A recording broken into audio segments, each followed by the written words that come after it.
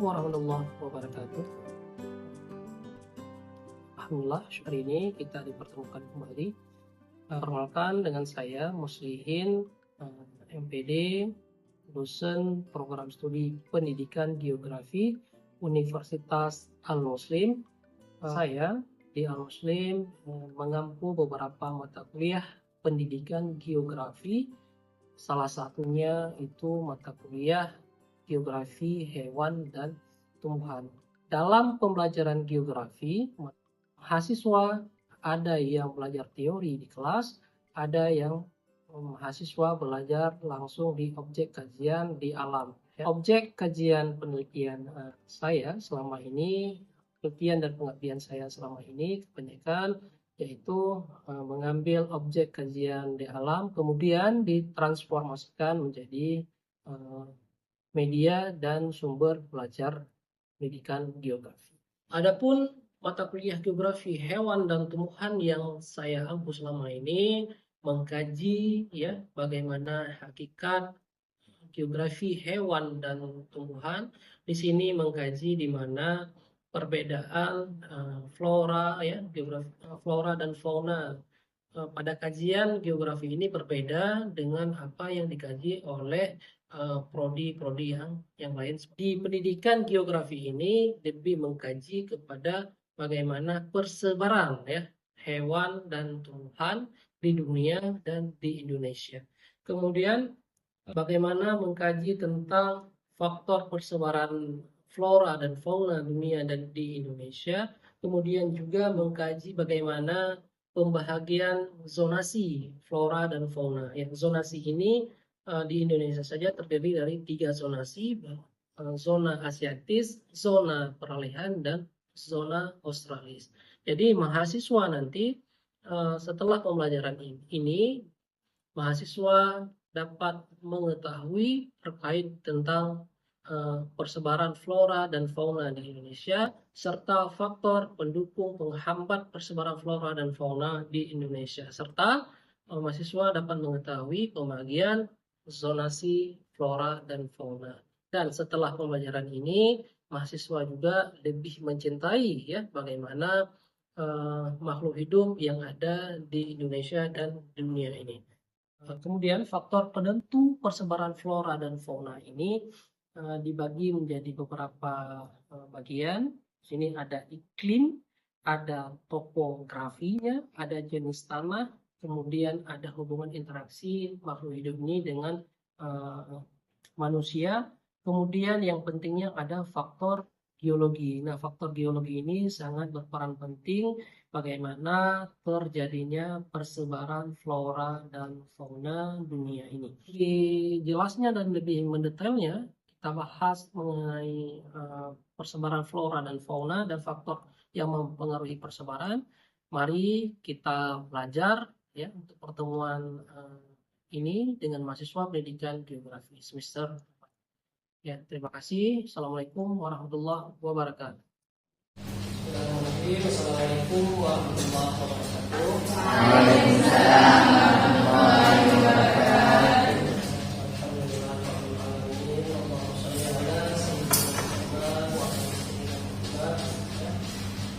Alhamdulillah, pagi ini kita dipertemukan kembali setelah beberapa pertemuan sebelumnya.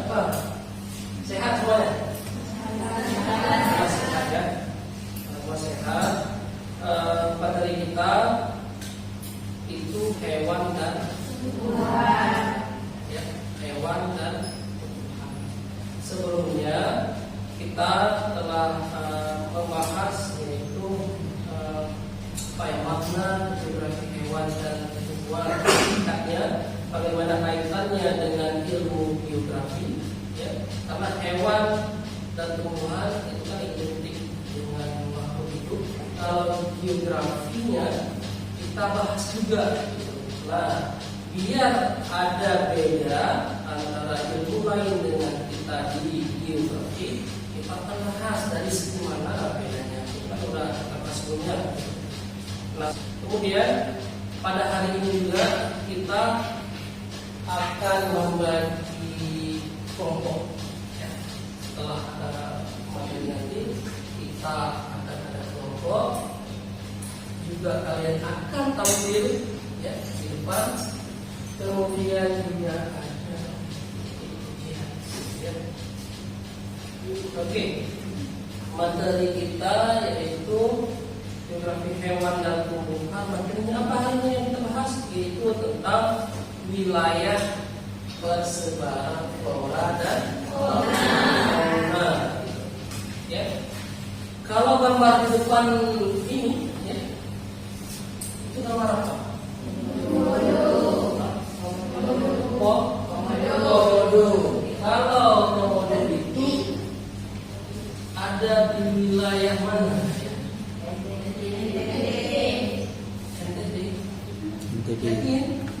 Yakin NTT. Kalau kita di Aceh kan ada Becu misalnya di belakang. Itu Menua. Menua Biawak kan? Kalau di kita Biawak ya ukurannya kecil, beda. Dan ini unik nih, pohon ini. Ya, unik, sangat-sangat unik. Ya. Itu salah satu spesies langka yang masih ada, ya.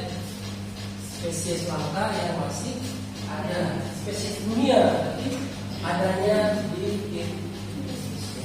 Jadi katanya sama-sama ada. Nah, turis dari luar, ya, datang ke Indonesia itu karena uniknya mereka kesini. Selain keindahan alamnya, keindahan budayanya yang beragam, turis itu melihat ada satu spesies atau hewan-hewan langka. Kemudian ada materi satu lagi yang kita bahas, apa sih faktor yang mempengaruhi persebaran flora dan fauna. Nanti yang kedua, wilayah persebarannya, kemudian faktor apa saja yang mempengaruhi persebaran flora dan fauna. Jadi Indonesia dengan lebih dari 17.000 pulau, ya, negara mega di posisi ya, yang namanya mega besar, ya, luas cakupannya, memiliki keanekaragaman flora fauna yang sangat beragam. Makanya kalau orang luar itu sangat. Nah, tetapi capaian hari ini kalian dapat menemukan informasi mengenai persebaran flora dan fauna, mampu menemukan informasi terkait persebaran flora dan fauna, dan kemudian hewan-hewan apa saja sih nanti kan ada dibagi tuh, ada flora bagian mana, ya, bagian mana, nanti kita bagi kelompok, kalian mengekspresikan. Oke, yang pertama, nah ini kan peta nih, apa kan? Peta Indonesia. Kita dibagi tiga, ya. Dari peta ini dapat dibagi menjadi 3 zona. Setelah melakukan beragam perjalanan, ya, para ilmuwan kemudian membagi wilayah Indonesia itu menjadi 3 bagian, ya. Garis beres itu tanda yang menentukannya, yang membaginya apa beres. Setelah garis penjelajahan, ya, ke beberapa pulau di Indonesia seperti di ini di garis Weber, ya, yang membagi wilayah ke timur, ya, Papua, gitu, ya. Ketika penelitian itu menemukan hewan-hewan wilayah di situ, kok beda dengan wilayah yang lain. Kok hewan di wilayah Weber itu kok hampir sama dengan zona Australia. Hewannya, tumbuhannya itu hampir sama dengan wilayah di Australia. Kemudian yang garis di zona Asiatis, setelah mereka temukan hewan-hewan di zona Asiatis, kok hewannya sama dengan wilayah-wilayah di Indonesia, sama dengan India, ya, dan ada di Thailand, sama, ya.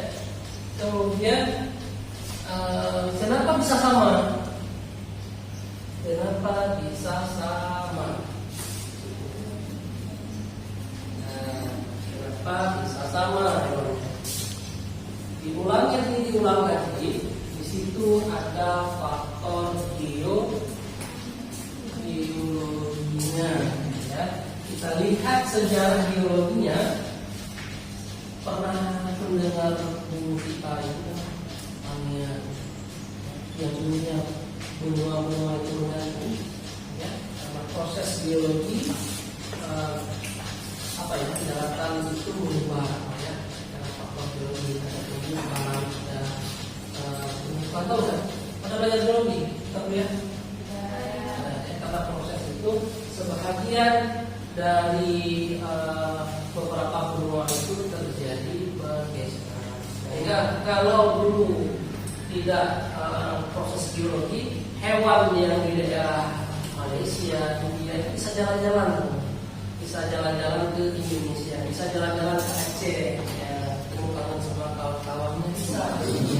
Nah, karena faktor itu, karena proses geologi yang begitu lama, sehingga ada sebahagian yang tenggelam, ya, sebahagian yang naik itu jadi pegunungan, sehingga jadilah seperti yang kita lihat sekarang ini. Untuk menyeberang aja ke sana kita susah, ya.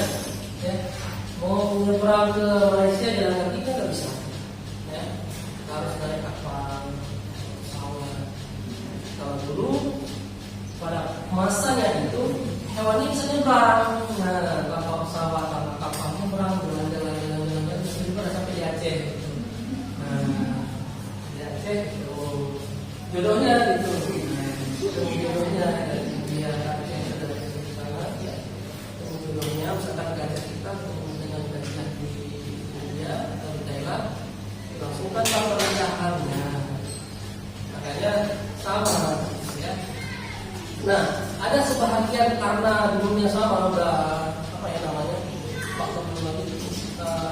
faktor yang terjadi karena usaha tadi rumah itu, yang dulunya sama sudah beranak pinak banyak, tiba-tiba terjadi proses geologi gempa bumi yang sangat luar biasa, pisah lagi ya, karena pisah hewan yang dulunya bersatu pisahkan oleh pulau, ada pisah, ya, dulunya bersatu dalam satu keluarga ada 3 anak, pisahkan dia 2 sana 1 sini, sehingga apa, hewan-hewan yang ada di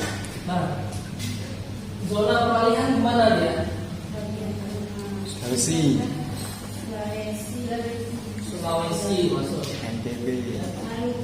Kenapa dikatakan peralihan? Gitu ya, peralihan.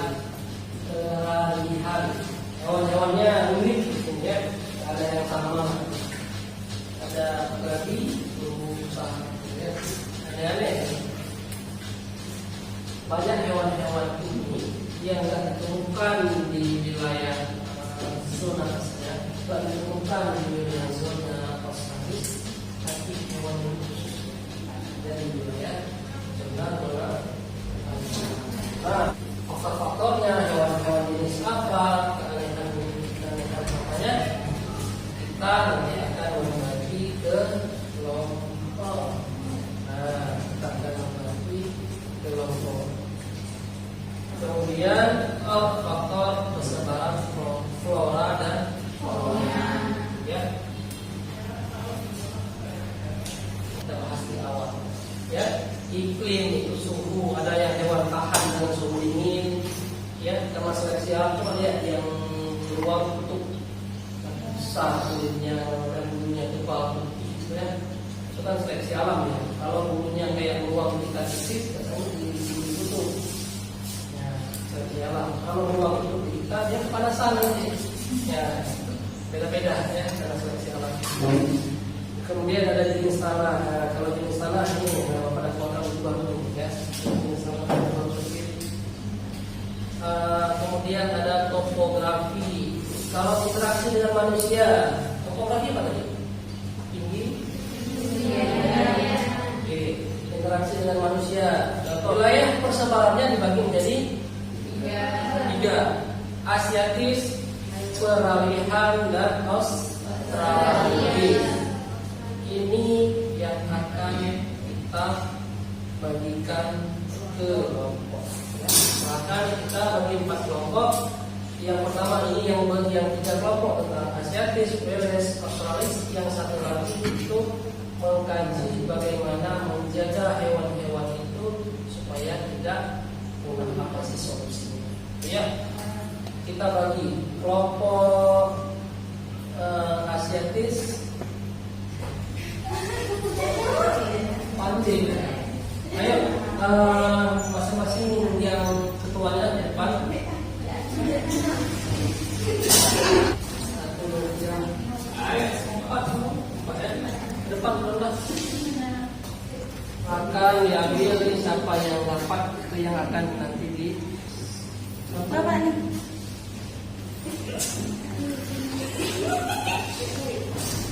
Oke, yang dapat Asiatis siapa? Coba lihat. Kita akan bahas Asiatis. Ini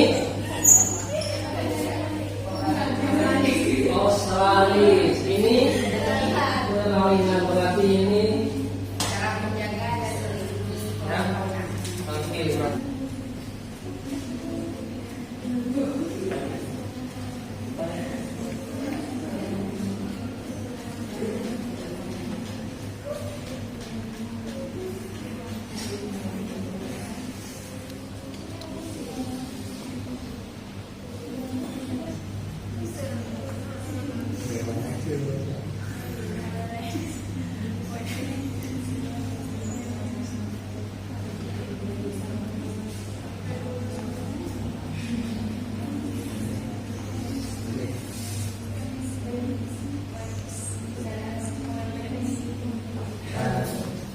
Kami dari kelompok kaum timur atau sekitar apa yang telah didapatkan. Jadi ada sebaran kawasan ini meliputi Papua dan Kepulauan Maluku. Dia memiliki karakteristik flora dan fauna yang berbeda dengan daerah barat, yang dimana daerah ini lebih kepada faunanya lebih kepada sagu, pohon mangrove dan pohon jepang. Dan di sini juga terdapat anggrek, yang dimana anggrek itu biasanya hidup berdampingan dengan tumbuhan lain. Misalnya dia nggak bisa hidup langsung di tanah gitu. Flora di sini memiliki kemiripan dengan Australia. Banyak jenis tumbuhan yang ditemukan di Papua juga terdapat di Australia. Tumbuhan endemik salah satunya seperti saya jelaskan tadi, dan tumbuhan restriktif. Karena mereka memiliki kemiripan dari biologi dan seperti bahwa nanti secara biologi mereka memiliki kemiripan hingga tumbuhan dan lainnya hampir sama. Curah hujan, iklim juga mempengaruhi kenapa tumbuhan di suatu daerah itu hampir sama.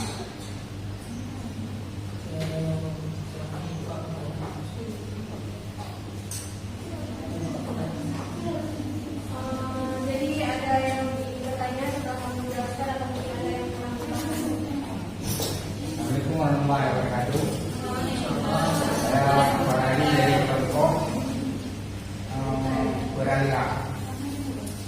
Mengapa wilayah timur dianggap memiliki keanekaragaman hayati yang tinggi, namun rentan terhadap kepunaan? Itu aja. Wilayah timur khususnya di daerah tropis seperti Indonesia bagian timur memiliki keanekaragaman hayati yang tinggi karena berbagai faktor termasuk iklim yang mendukung dan kondisi geografis yang unik. Namun wilayah ini juga menghadapi ancaman lingkungan yang lebih tinggi akibat aktivitas manusia dan perubahan lingkungan. Keanekaragaman hayati yang tinggi yaitu seperti geografis, faktor dan faktor geografis. Dan tingkat kepunahan yang tinggi seperti ancaman suara Madura, Jawa Barat. Waalaikumsalam warahmatullahi wabarakatuh. Kami akan mempresentasikan tentang bagaimana cara menjaga atau melindungi flora dan fauna. Cara yang pertama yaitu dengan cara melindungi habitatnya seperti hutan, padang rumput, dan terumbu karang. Cara yang kedua yaitu dengan cara menghindari perusakan seperti penebangan hutan dan penggunaan lahan yang tidak berkelanjutan. Cara yang ketiga yaitu dengan cara menggunakan sumber daya alam secara berkelanjutan seperti penggunaan kayu yang berkelanjutan. Cara yang keempat yaitu dengan cara mengembangkan teknologi konservasi untuk memantau dan melindungi flora dan fauna. Cara yang kelima yaitu dengan cara mengurangi polusi yang dapat membahayakan flora dan fauna seperti polusi air dan udara. Cara yang keenam yaitu dengan cara membuat pembatasan perburuan dan penangkapan serta menghentikan perdagangan ilegal. Cara yang ketujuh yaitu dengan cara pengelolaan sumber daya alam seperti pengelolaan hutan, pengelolaan Assalamualaikum warahmatullahi wabarakatuh.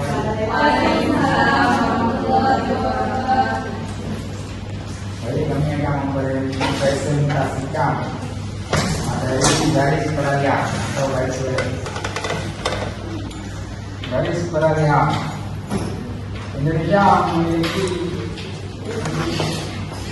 Indonesia sebuah laboratorium keanekaragaman hayati. Indonesia memiliki keanekaragaman hayati yang luar biasa, tetapi persebaran sertifikasinya tidak merata. Ada pola-pola unik dalam penyebaran hewan dan tumbuhan yang menarik perhatian para ilmuwan. Konsep garis peralihan membantu kita memahami pembagian wilayah geografis ini. Apa itu garis peralihan? Pembatas tak terlihat dalam kehidupan. Garis peralihan adalah batas imajiner yang memisahkan wilayah dengan karakteristik fauna dan flora yang berbeda secara signifikan. Di Indonesia, dua garis peralihan utama yaitu garis Beles dan garis Weber. Garis ini merupakan hasil pengamatan dan penelitian daripada naturalis pada abad ke-19. Penemuan batas tengah garis Beles, yaitu Alfred Beles, adalah seorang naturalis, penjelajah dan ahli geografi Inggris. Selama ekspedisinya di Nusantara pada tahun 1854, Beles mengamati perbedaan pulau antara fauna Asia bagian barat dan fauna Australia di bagian timur. Garis Beles ditarik melalui Selat Lombok, memisahkan Bali dan Lombok, kemudian ke utara melalui Selat Makassar, memisahkan Kalimantan dan Sulawesi. Kemiripan dengan fauna Asia, ciri-cirinya banyak mamalia besar seperti harimau, gajah, badak, dan orangutan. Berbagai jenis primata, burung-burung dengan warna kusam dan kurang variatif. Contohnya gajah Sumatera, harimau Sumatera, badak Jawa, orangutan Kalimantan, dan burung madu.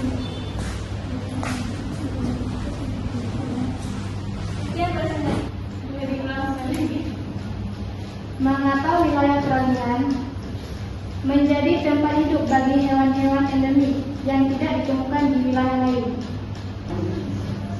Wilayah peralihan menjadi tempat hidup bagi hewan endemik karena memiliki kondisi lingkungan yang unik yang merupakan pertemuan antara dua zona ekologi lemah. Di Indonesia contohnya adalah wilayah Beles meliputi Sulawesi, Nusa Tenggara, dan Maluku yang merupakan zona peralihan antara ekoregion Asia, Tundra, dan Australia atau Sabut. Alasan detailnya isolasi geografis, kondisi lingkungan yang bervariasi, evolusi dan adaptasi spesifik, kurangnya kompetitor dan predasi.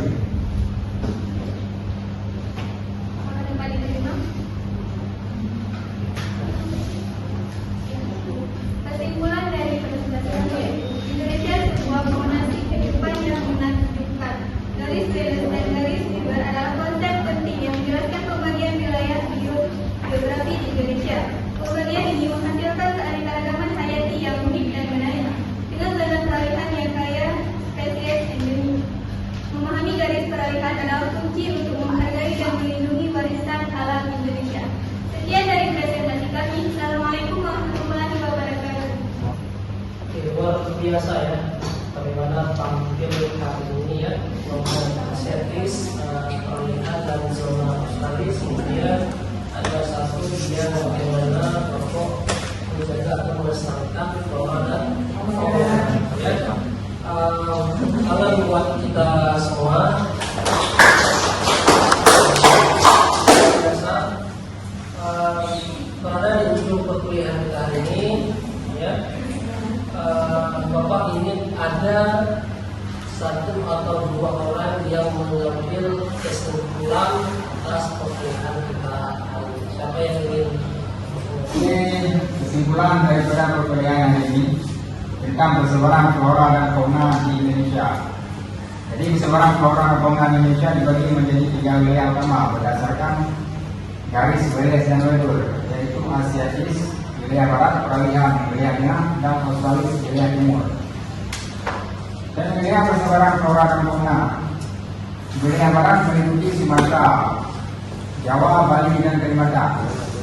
Dan flora di wilayah ini memiliki hutan hujan yang tropis, pohon yang besar dan tinggi seperti meranti, mahoni, dan bangka seperti rotan dan bunga rafflesia yang hanya ditemukan di wilayah barat. Dan fauna memiliki gajah, harimau, orangutan, bekantan, badak, dan berbagai jenis burung.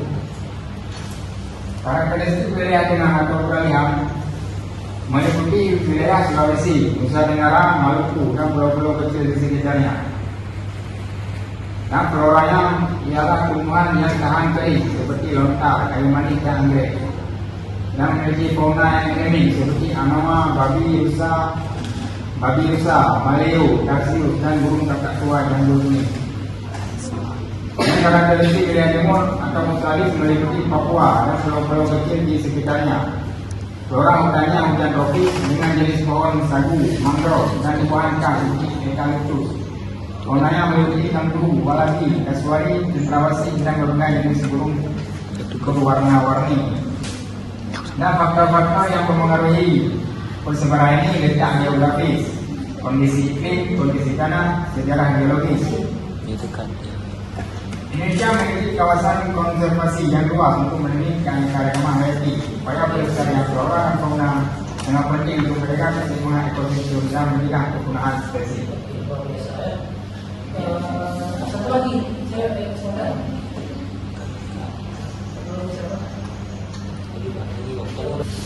Kesimpulan dari menjaga dan melindungi flora dan fauna itu merupakan hal yang sangat penting karena untuk menjaga keseimbangan ekosistem dan keberlangsungan hidup di bumi dengan melakukan cara-cara seperti yang sudah kami sebutkan tadi, itu dapat membantu menjaga keanekaragaman hayati dan memastikan bahwa flora dan fauna dapat terus hidup dan berkembang di bumi ini.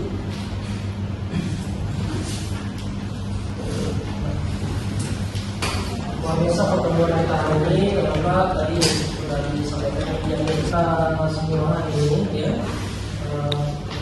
sangat luar biasa bagaimana keaktifan kita semua ya, keaktifan dari mahasiswa semuanya yang sangat luar biasa hari ini adalah pertemuan kita hari ini terkait dengan wilayah persebaran flora dan fauna dan faktor yang mempengaruhinya. Setelah ini akan ada sedikit evaluasi yaitu berupa soal yang berkaitan, silahkan ya dijawab.